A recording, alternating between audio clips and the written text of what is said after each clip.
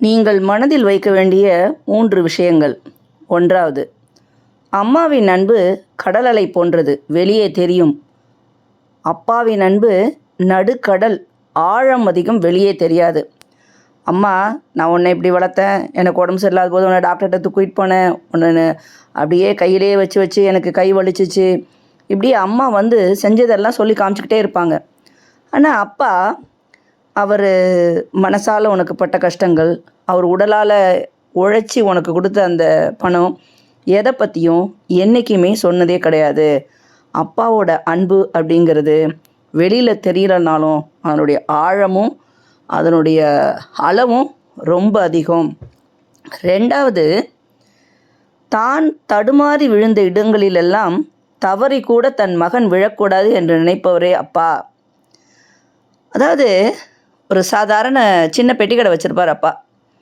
பையன் ஒரு பெரிய நீட்டுக்கோ இல்லை ஐஏஎஸ் கோச்சிங்க்கோ அனுப்புவார். ஏன்னா தான் படிக்கலை, ஒரு கடை வச்சு கஷ்டப்பட்டு உழைச்சிட்ருக்கோம். தான் பிள்ளை அந்த மாதிரி ஒரு கஷ்டப்படக்கூடாது, படிச்சுட்டு ஒரு நல்ல வேலைக்கு போகணுன்னு ராத்திரி பகலாக உழைச்சி தன்னுடைய வேர்வையை அப்படியே சொட்ட சொட்ட சொட்ட சொட்ட உழைச்சி கொடுக்குறவர் தான் அப்பா. 3வதாக, அப்பாக்களுக்கு மட்டுமே தெரியும் தன் மகளுக்கு அப்பா அடிமை என்று.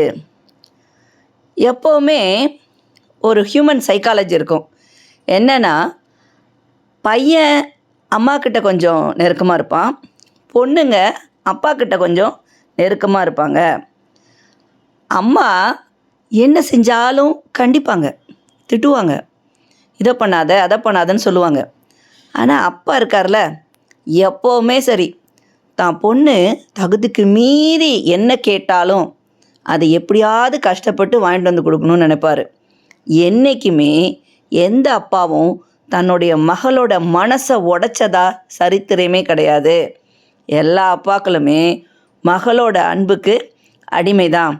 அப்போ அப்பாங்கிற அந்த இடத்தை நிரப்புறதுக்கு யாராலுமே முடியாது.